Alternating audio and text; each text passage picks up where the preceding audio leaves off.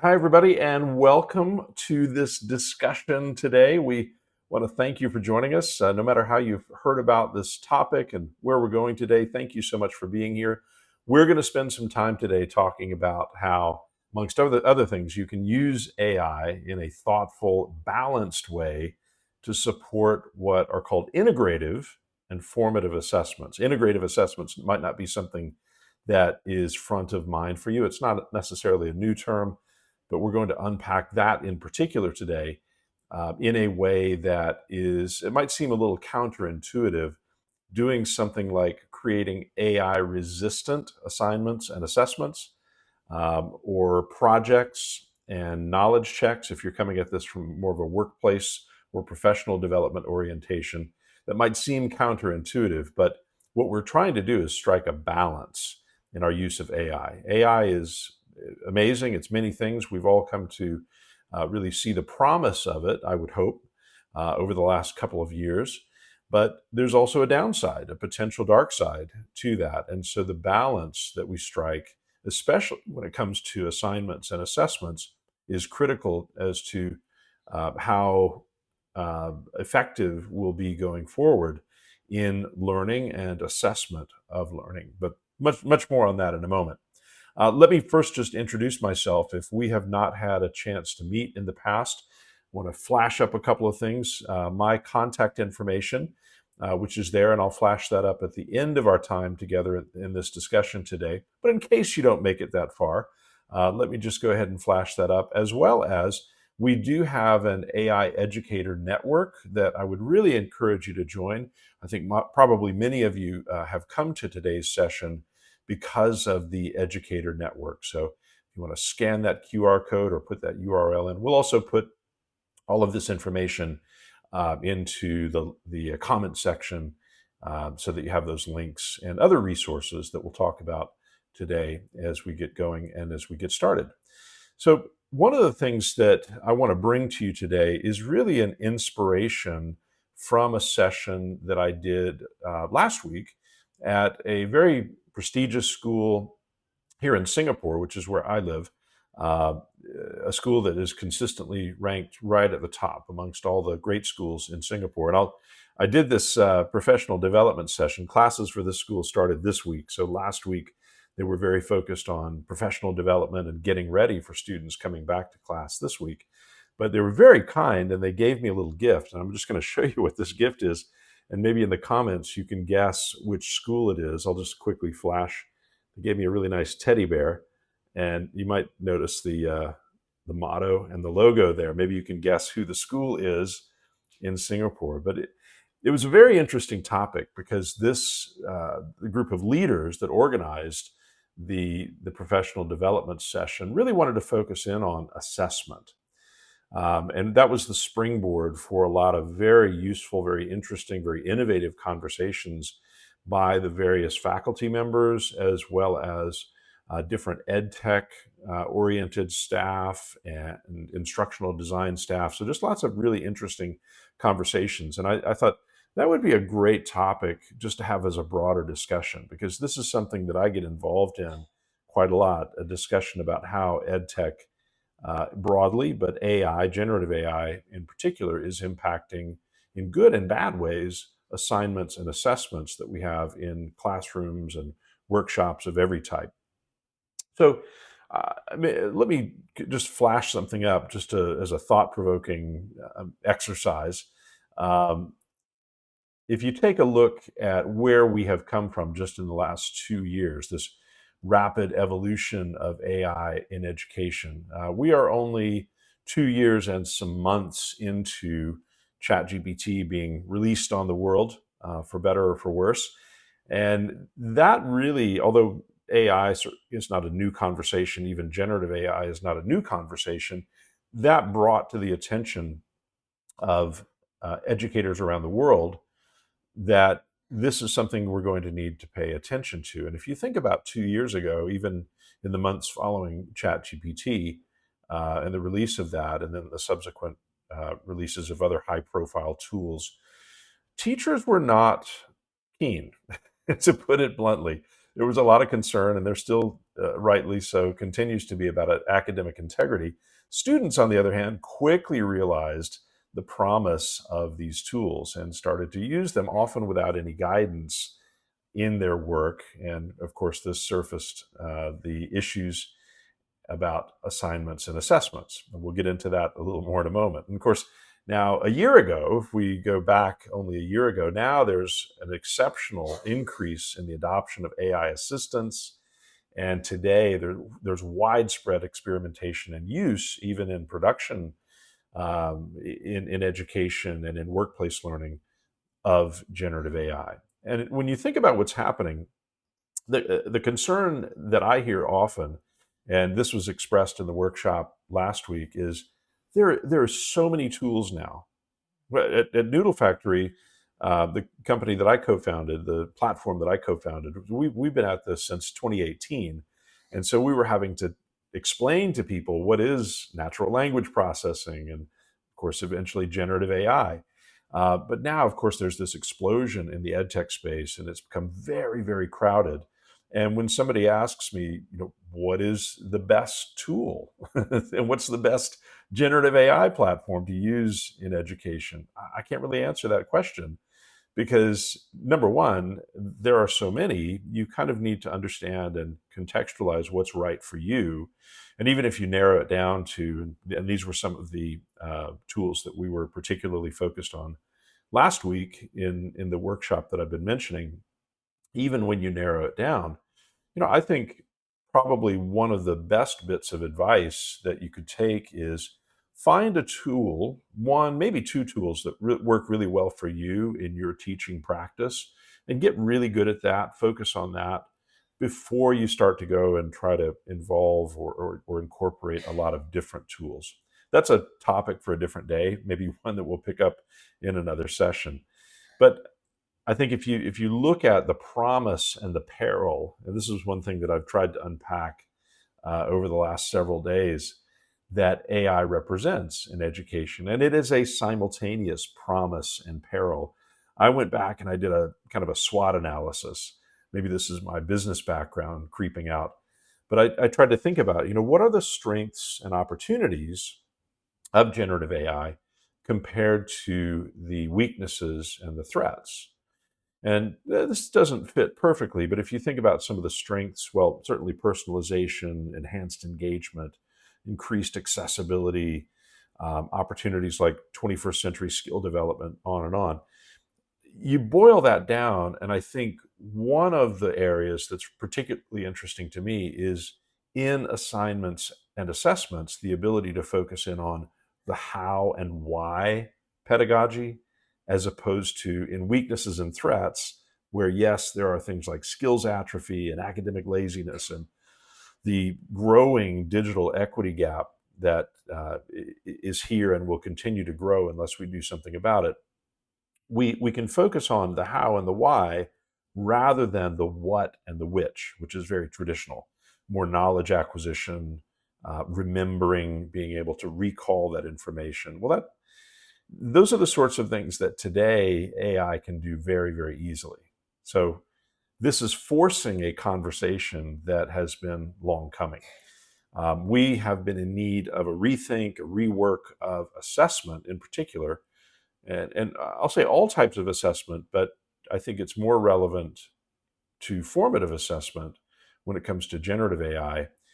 We've been in need of that for a long time. So the question that I'd like to pose to you today is this: what if we were in a position to reimagine assessment, where it was hyper-personalized, potentially real-time marking, feedback, where we could have this very much personalized towards individual student learning outcomes, and to be able to provide a comprehensive depth of insight for the student, but also for us in terms of data and analytics that could help us really with this new approach or new type of assessment. What if we were able to do that? Well, you've probably heard some variation of this, but generative AI, that's part of the promise. That's part of the strength and the opportunity that is presented when we talk about generative AI. So without getting too cliched in this discussion, What we're talking about is really a new type of assessment. And this is where I want to introduce maybe a new term to you, something that you may not have come across before. But if you think about breaking this paradigm, what if we were able to atomize formative assessment in particular? And this is where the new term is going to come in, where what we're really talking about is the notion of micro assessments. So, really, not assessments as an event, but an assessments as an occurrence in the learning process where skills and competencies are constantly being evaluated and assessed, whether or not a student particularly realizes that or not.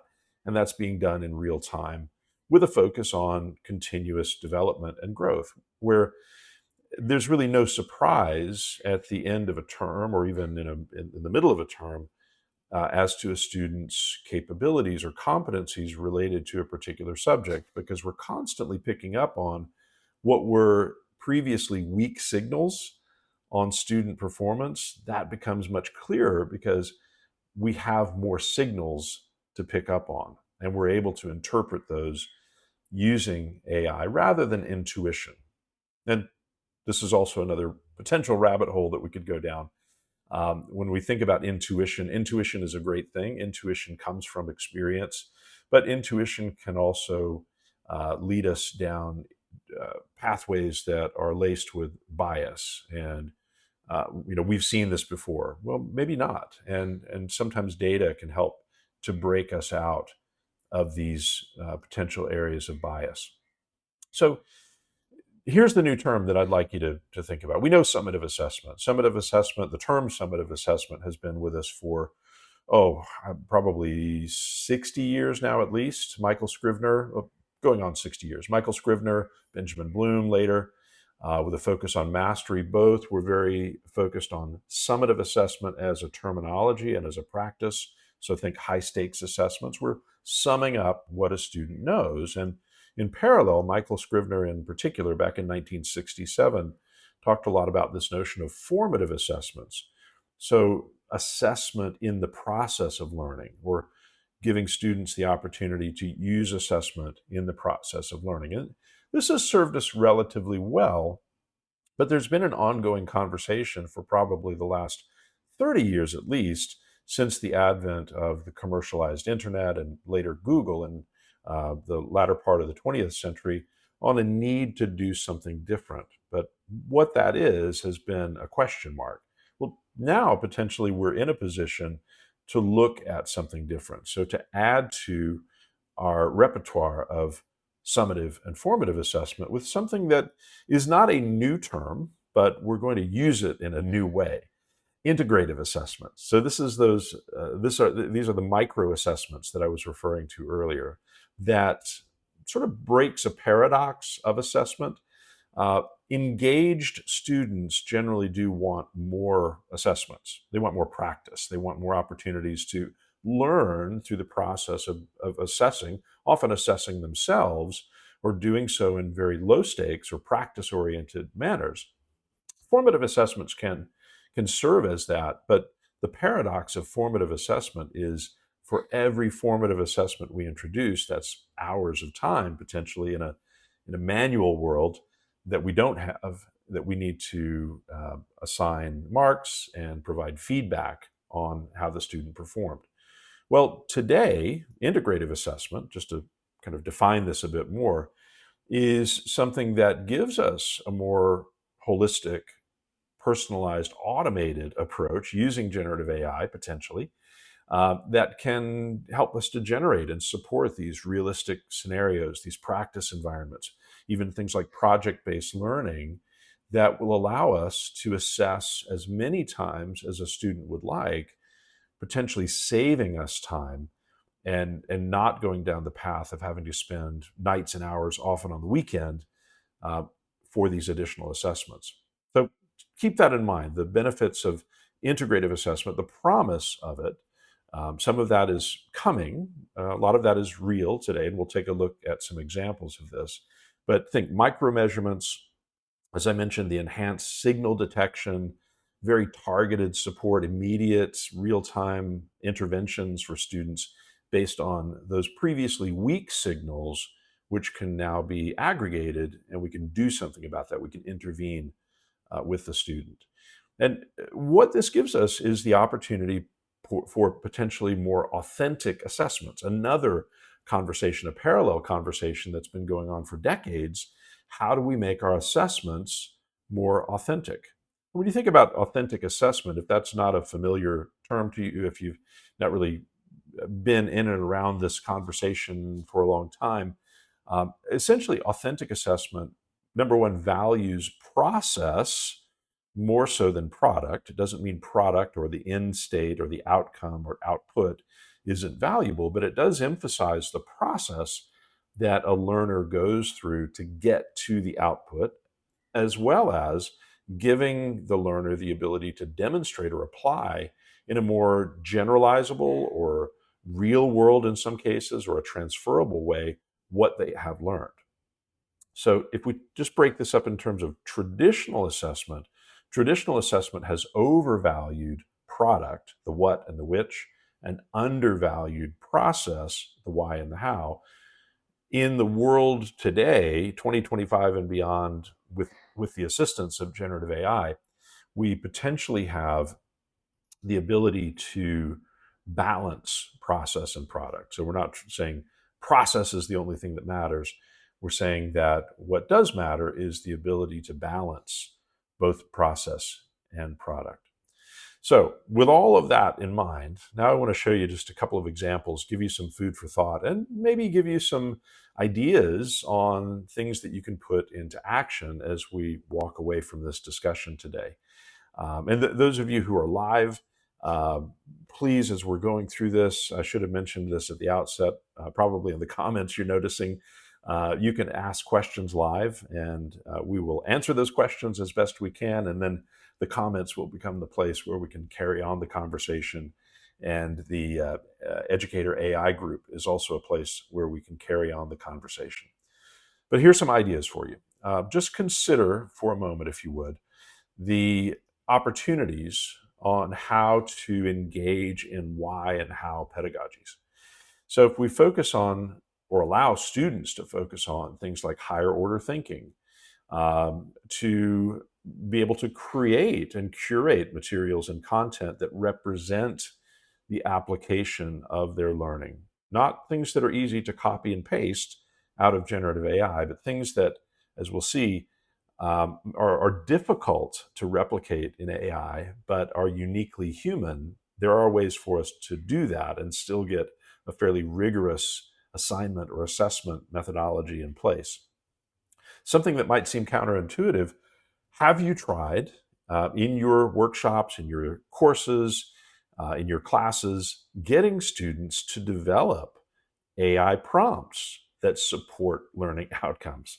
That might seem very counterintuitive, but that is certainly an employability factor if you're working with in workplace learning or with older students, the ability to develop AI prompts that will generate a useful outcome or a product. So that process is a very interesting way to assess how well a student understands the subject or the skill or the application of what they've learned. Things that might seem very manual and time consuming today, things like oral presentations and discussions or projects and simulations, these are things that can also be aided and moderated and assisted by generative AI. And we'll take a look at a couple of examples of these. So I want to show you three things, if I could. We're going to look at three approaches, one of which is we're kind of all in on AI. One of these, we're really allowing students to do whatever they want with AI. Another is an example of, I'll call it an AI resistant approach. And it's not that we're trying to cut AI out, because very important that you understand the notion of an AI proof assignment or assessment. That doesn't really exist anymore unless you go back to medieval times, or go back to blue books, or just completely cut people off from the internet. We have to factor in or assume that students are using AI. And with that assumption, it's going to drive a change in the way that we do instructional design, lesson planning, even the delivery of materials in the classroom and and asynchronously as well.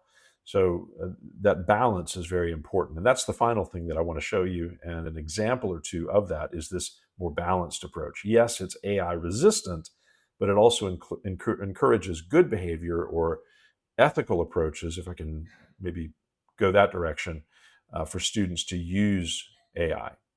So let's have a look at this. So the first is an example of an AI assisted assignment and assessment.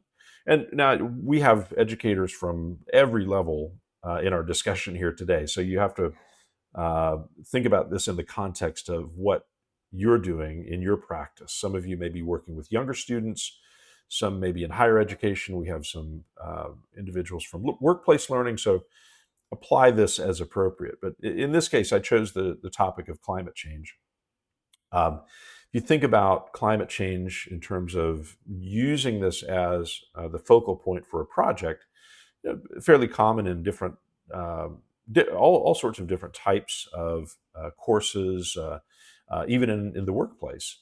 And if we think about the issue selection, group formation, that initial research, there are a lot of different tools that you can use to go and do that that are AI driven. Maybe something like Perplexity, maybe some of the more advanced features in the paid versions of ChatGPT and Gemini that will do deep research. You can use AI to finalize your action plan. You can even use AI to help you with the presentations. You can use AI to practice the presentation. So you could actually just go ahead and turn this completely over to AI. That's probably not the best way to go, though, because this type of an assignment and assessment is fairly easily replicated in AI, which is actually what we're trying to get away from. Now, same or similar example, but this is a much more AI resistant assignment or assessment. So now we're saying we actually want to make it fairly difficult for students to use generative AI to complete the assignment or the assessment, or our workplace learners to complete the project. We do want them to really understand it, to unpack it, and to do some work. It doesn't mean they can't use generative AI, but it becomes what it should be, and that is a support, an assistant. So in this case, maybe we take, and this is a very important part of the topic, a hyperlocal context. Now, why would we do that? Why do we want something that's hyperlocal? Well, if it's hyperlocal, it's very likely that that data or information about that or inferences about that location or that subject matter just don't exist credibly in the generative AI data set, which is a good thing in this case. For example, being here in Singapore, and this was an example that I shared with the school I was working with last week, maybe it's a very specific neighborhood in Singapore. Maybe it's even a building. I said, maybe it's your campus. The particular campus that I was on, very near to a coastal area, a lot of drainage catchment areas nearby. So potentially there are issues of climate change that might affect that very campus. It's highly unlikely that if you were to go into Perplexity or Gemini or ChatGPT, that there would be research that was rigorous enough to complete that assignment for you. On top of that, maybe interviews and going out and analyzing, doing some face-to-face data collection or some real-world data collection in that hyperlocal context. That's number one, much more accessible for students. Very difficult for generative AI to replicate that. However, we can use the different tools to analyze and synthesize the data even in a hyperlocal context. And so if you fast forward in an assignment or an assessment like this, maybe doing the group presentations or practicing that, getting some AI moderated feedback, doing role plays with AI on evaluating the strength of arguments and data, using AI to analyze the data, if we're talking about statistical modeling and graphing and things of that nature. So all sorts of things that we can do that will help us to balance this sort of AI-resistant assignment or assessment. The last example that I'll share with you, and this is one that I'm kind of excited about because I'll show you some work that I did. I did a little bit of play in getting ready for these examples. This is one that if you have been in any workshops of mine, I've done variations of this before with role plays, but I've got kind of a twist on it today, this balanced assignment assessment approach. So here we're switching topics. This could be political science, it could be history, any number of topics, but we're talking about the causes of World War II. Um, Here we do our typical division of students. They might each represent a significant power that was involved in World War II, or a significant historical turning point that we might assign to different groups to analyze. For example, the Treaty of Versailles, Manchurian crisis, the Ethiopian crisis, on and on, the different historical turning points of the war. Now, what's easy about that when we talk about generative AI in traditional senses, well, we could just go and get something like Gemini Advanced or Perplexity or Claude or ChatGPT to essentially write us a draft of the chapters of the project that we're trying to create. But we've flipped the script just a little bit here, and we're asking students to utilize generative AI for scenario testing, for role plays, for research. And they need to document and record the processes and prompts that they use. So we're trying to bring AI out into the open in this case. The minute, and I'm sure you recognize this, the minute we tell students you can't use AI, it goes underground. It's not really a realistic proposal today to say, I'm going to ban AI altogether. There are times when you want to do that selectively, but in an assignment like this, we may in fact be cutting the learning process short if we don't appropriately apply generative AI, simply because that's the expectation in a lot of workplaces, is you're going to need to know how to use these tools in more workplace oriented research, not necessarily about World War II. So here, the final presentations and peer evaluations and reflections uh, might be about not just the findings, but the process that these students went through to actually find this information. So we're looking at and we're debating not just the findings, but the process. So I'll show you an example of how you could do this. And I've just done a little bit of a screen recording here. I'm going to use a couple of tools to kick this off, and then I'll show you how we can take this to another level. So here I'm using Brisk Teaching to take a YouTube video and create a lesson plan. Now I'm adding to the prompt. So the default prompt here is just to create a lesson plan about this YouTube video. Maybe I've got an academically rigorous YouTube video and I like it. Well, I'm going to add to that prompt about exactly what I want in a lesson plan. And that's going to take the transcript of the YouTube video, and it's going to create a lesson plan for me that, based on my prompt, should be pretty close to what I need. And I can go ahead and build on this. So this is all happening in real time. I didn't, other than copying and pasting my prompt, there's nothing that's sped up about this. So you can see how much potential time savings there is by using something like this. Now, you'll see in a moment something that I do with this and where we're going to go with this in terms of the student engagement. So there we go. That's done. That's now saved as a Google Doc. I can go and edit that. I can do different things with that. In this case, I'm going to copy and paste that same information, and I'm going to add another instruction, but I'm using ChatGPT now. What I'm looking for here is a detailed rubric and marking guide. So I can leverage that lesson plan, but I can also add my own instructions about what I need here in terms of a detailed rubric and marking guide.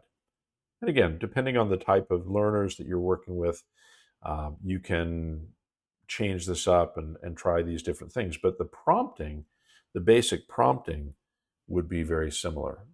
So we'll kind of let that build out. I got a great question from one of the educators that I was working with last week in the workshop that I've referenced a couple of times. And they said, I really like this, but I'm dealing with a subject that I think it's very hard to evaluate. Sorry, let me hold that thought. Let me come back here and I'll show you what I'm going to do with this too. So I'm going to grab that YouTube video again, and I'm going to put this into a tool you might not have used before. You probably have heard about it, but if you haven't used Google Notebook LM, This is another great way to get information that I can use in a lot of really different and interesting ways. So one of the ways that I can do this is now I'm going to take that same prompt that I just made. There we go. Grab my prompt. No need to retype it. Let me just copy and paste that. Now I'm going to copy and paste that. I just want to compare and contrast. What's the difference between the rubric that I generated in ChatGPT versus the rubric that is generated in Google Notebook LM? Reality is I might want to actually combine them in some way. There are probably good things in both, but it gives me a way to compare and contrast the different outputs. One of the other things that you'll notice here in a moment, as you just kind of run your eyes through that output, it's actually very good. A lot of really good questions that we could use and pose to the different groups that we create for this assignment. You can see there those questions. But one of the really interesting things about Google Notebook LM is everything that I've inputted, and I've only got the YouTube video here, but I could input hundreds, I think it's up to 300 now, documents. This will actually take and summarize everything that I've just uploaded as a podcast. In this case, it's a roughly 19-minute podcast conversation between two people. And we'll take a listen to this in a moment so you can hear what I'm talking about. But back to that the teacher that I was talking to last week. He told me, look, I've got a subject that I'm teaching, a topic that I'm teaching right now, and it's about decision making, and it's the process of decision making, and that's really a hard thing. How do you get somebody to demonstrate the process of decision making and do it in a way that's resistant to going into ChatGPT and getting ChatGPT just in words to detail the process of making a decision in the context that he was giving me? And I said, well, actually, what you just did, what you just described to me, the question that you posed to me, what you should probably do is put a little more detail around that, but go and ask that same question of Gemini, Claude, ChatGPT, Perplexity, and ask it in the context of I'm teaching this class and I'm looking for, and you can use these words, AI resistant ways to get students to complete an assignment about decision making. And I want to see them demonstrate in some way the decision making. Just use it as a brainstorming tool before you deploy anything on AI. Just use it as a brainstorming tool for yourself to go and think through and decide on ways that might work. And I have not tried this, but I'm sure that you'd get ideas like visualization or whiteboarding or competency mapping, or could be dozens of different things, but things that are easily demonstrated in the open without being easily copied and pasted from generative AI, that sort of thing. And because this is a thought process, figuring out ways or brainstorming ways that we can get students to demonstrate or apply that skill as opposed to just describe it in words. Hopefully that gives you some food for thought there. So let me show you just one quick example. I want to go back to our, remember we created that podcast length discussion about the Second World War. And then I'm going to show you one last example before we end our discussion for today. So in Google Notebook LM, I'm just going to go ahead and play this. Let's dive into World War II. We've got this YouTube documentary, and you're clearly looking for a concise and now what you're hearing there is one of the moderators. Huge conflict. So, could now I'm going to go into, this is an interactive mode. This is a beta of this huge feature. Conflict. So, oh, hey there, how can we help? This is me I'm now. looking for some ideas on how I can introduce this as an assignment to my class. Okay, you got to, I wasn't speaking fast enough. and I want to make sure that it's something that's resistant to the use of AI. What are some ideas that you can give me as I introduce the concept of the start of World War II and the causes behind it? Okay, so you Thinking want to now. introduce World War II in a way that's hard for AI to mimic, huh? That's a really interesting challenge. It makes me think about what Okay, AI so I'm does not going well to make you and how to listen to be all of this, different. but what Right. they're I mean, AI doing can spit out is facts, no basically problem. they've Exactly. involved So me you in the want to lean into the conversation human now, element, and things like I'm able to stories and have a perspective. Here's where it discussion gets really interesting. with You these can start with AIs personal about accounts the from that causes of time. World War Yes, II, and I'm focusing on doing the it in the human context of experience is a lesson great planning way to make it more and compelling and content unique. design.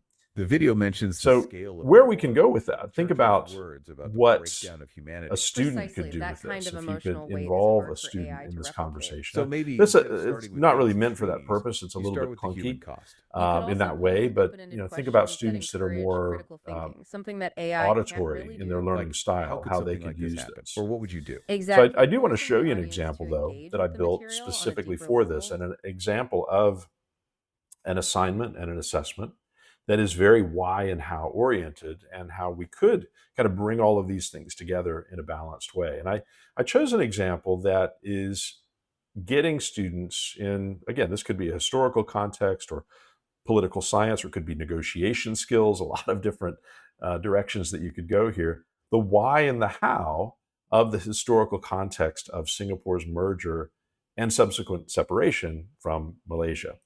Now, that is, if we're writing up a report, obviously that would be very easy to replicate in or using generative AI, just a copy and paste and edit function. If we're talking about an essay or a report or a project that's largely written, because we kind of overemphasize writing, and that's something that generative AI is very good at. But here we're taking this and we're changing it up and saying, yes, we want you to research the historical background of the merger and the events that led up to the separation in 1965, but we want you to do that using interviews with AI versions of key figures in these events. And we're going to focus on Lee Kuan Yew, but you could pick any of the major players in this in these series of events that led up to the separation, such as Tunku Abdul Rahman. And then the capstone part of this assignment, this could be done individually or as a group, is to, yes, get generative AI to assist you in writing up the findings from the interviews. We want you to do that, but you're going to deliver your findings as a 5 to 7 minute video or mini documentary, and you could have subsequent discussion and debate around that, where the student is really demonstrating, do they know what they're talking about? So let me show you how I set that up. So now I'm in a tool that some of you would have used before. This is Noodle Factory. In full disclosure, so this is the tool or the platform that I co-founded. But this is using the platform in a slightly different way. What you're seeing here is me setting up the student engagement. So all the things that we've just been talking about related to AI resistance or AI resistant assignments and assessments, I'm trying to bring to bear here. So let's say this is a history class. I'm going to create a module for that, a knowledge group.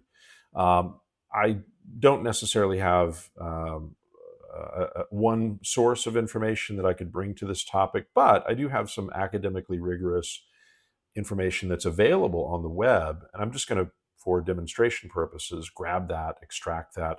That is my source information. I don't have to do anything more than that. Just grab that and I'm done. And while that is in the background being contextualized, a knowledge base is being created, I'm going to do one other thing. I'm going to create a role play so that a student can come in and they can have a dialogue. In this case, I'm going to focus on Lee Kuan Yew, but I can have a whole library of characters that I go and I research.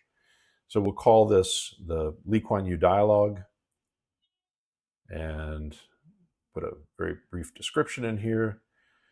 So in this case, we might say, well, it's a focus on the pre and post colonial situation.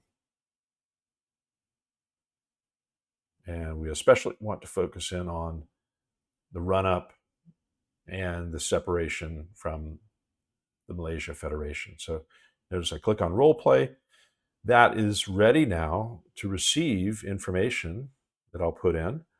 And there's really only 4 sets of information that I need. And I'll confess that I actually use generative AI. So what you saw me ingest earlier, so that was done earlier. Then I went back and I asked these questions. Help me build out the goal of this role play. I gave a little description of the assignment and everything that you saw on that previous screen about what the assignment is and the outcomes and what students are going to be doing. So help me build the goal of the role play, the tutor's role, and you can see here I'm editing this just a little bit. I'm copying and pasting. So um, AI is helping me, but I'm having the final say. And then, of course, once we're done with that, we can define the learner role and the scenario description. This is a video, so I'll fast forward this just a little bit in the interest of time. So you can see here I've defined the learner role. The tutor in this case is Lee Kuan Yew. The learner is the student. And then I've got a scenario description. It's relatively detailed, but not super detailed. It doesn't have to be. And then very importantly, I'll fast forward just a little bit more, you can see that I have the opportunity to put in a rubric. So this is what, and I can share this with students and say, well, this is how you're going to be assessed. Whether or not I assign a score, and in this case I'm not, the assessment criteria on things like critical thinking and analysis, historical inquiry, communication and engagement, and then a description of that. That is the way that the AI is going to be monitoring, I guess would be the right word, and then assessing and giving feedback to the student. So once that's done and I save that, I'm ready to go. I can deploy that to students. I can deploy it within the learning management system, within the virtual learning environment. I can push that in other ways, maybe through Microsoft Teams or Google Classroom. So a lot of different ways that I can get students to access that. But let's take a look at the student interaction very quickly.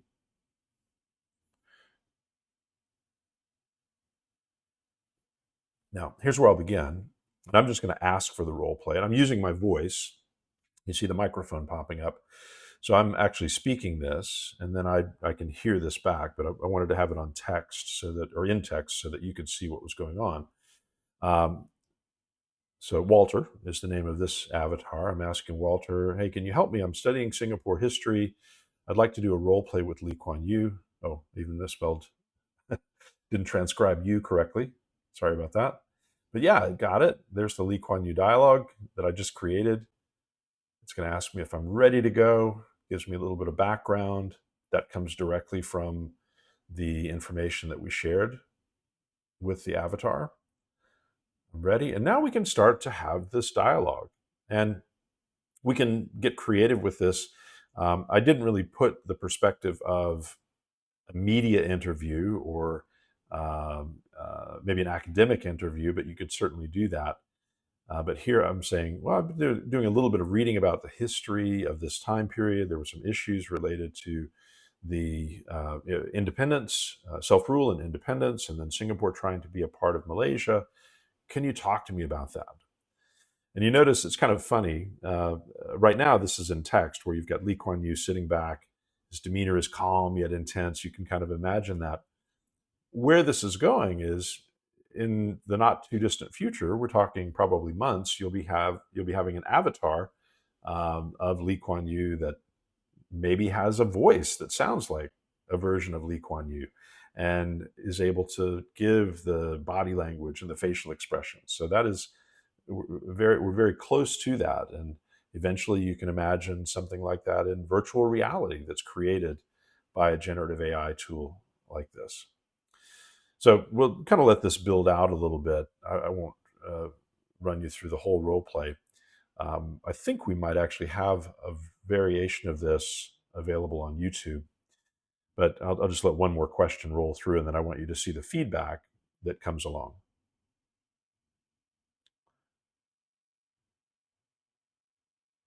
So I'm asking about the notion of a meritocratic society, and you notice too that Lee Kuan Yew is asking me questions too. So that's part of what the AI tutor is doing in any context, is acting very Socratic and asking questions. So let's just fast forward a little bit and let's look at some of the feedback. So I go ahead and I stop the role play and I say, hey, I'm a little bit worried about my class that's upcoming on this subject. Could you give me some feedback on how I did? And Lee Kuan Yew, still in character, leans back and gives an encouraging expression and tells me what I did well and also areas that I can improve in. Once I actually exit the role play, and here I'm going to actually end the role play, then I'll get the more formal feedback that's based on the rubric. And we'll let that build out. So this will take just a moment. So reviewing all of the answers, and depending on how long the role play is, that can be very extensive. And here we go. So now each one of those rubric areas, I'm getting feedback. Here's what you did well. So I did do pretty well in analyzing the historical events, but you could have gone a little bit deeper. You could have explored these particular areas. Communication and engagement, you were respectful, you fostered a productive environment, historical contextualization. So each one of these has a kind of a balanced coaching or mentoring approach that says, here's what you did well, but here's what you could do better. Okay, just in the interest of time, because we are just a little bit over time, hopefully you found that interesting and useful, because I think this does really give us, in my view, a lot to think about in terms of where we're going. And I think about what other questions you might want to explore about this topic or other topics. And you can, if you're listening, attending this discussion live, you can certainly post those in the comments area and we'll have a dialogue that's ongoing about that. If you're watching the replay of this, also, please go ahead and put those in the comments and we'll engage there. But I'll tell you, a better way, a better place for us to engage might be in the AI Educator Network group. If you've made it this far, you're probably very interested in this topic. I would encourage you to go ahead, scan that QR code, type in that URL. It is in the comments section as well. And if you have registered for the event, we'll send this information to you afterwards too. But this is a group that is just like-minded fellow travelers, birds of a feather, pick your analogy, where we're talking about the application of AI in teaching and learning at all levels. And it's meant to be a community of practice, a community of play where we try things out. So that's a term that I guess maybe we should think of using more often: community of practice and play and experimentation. There's a good acronym, COPE. We're trying to cope with the change that's going on. But I hope you've enjoyed this. I hope you've taken some ideas away from our session today. There is my contact information again, if you'd like to reach out. Would love to stay in contact with you. Probably the best ways to do that are email, LinkedIn, and the AI Educator Network in no particular order. And would love to see you and continue to engage with you in all of those. So thank you so much for your time and attention. And just to give you a heads up, the next session that we're looking at doing, we did a poll in our AI Educator Network group. And it looks like the thing that everyone's most interested in it's kind of twofold. One is on using AI to deploy aspects or all of the Universal Design for Learning framework. And if you don't know what that is, UDL, we'll spend some time unpacking that, as well as in the AI Institute, in the American Association of Colleges and Universities, we just had our mid-institute event, and I walked away with a ton of really interesting things and insights and ideas from that. And so planning on at some point kind of doing an encapsulation of that. There are hundreds of universities that are participating in that. And so it was a great opportunity to just hear other best practices, and in the process of consolidating those and putting those into some sort of meaningful, actionable format. So again, thank you for your time and attention, and we'll see you soon in our next discussion. Thanks, everybody. Hey, thank you so much for joining us today. If you liked what you heard, if you found it useful, please make sure to hit that thumbs up button and subscribe so you don't miss any of the content that we publish on a weekly basis. Also, head over to our website at noodlefactory.ai. There's tons of free resources there that focus on teaching and learning with AI. Make sure to subscribe, make sure to stay involved, join our community of practice and play, which is in our Facebook group, where we talk about really practical and useful approaches to using AI in teaching and learning. Until next time, happy noodling.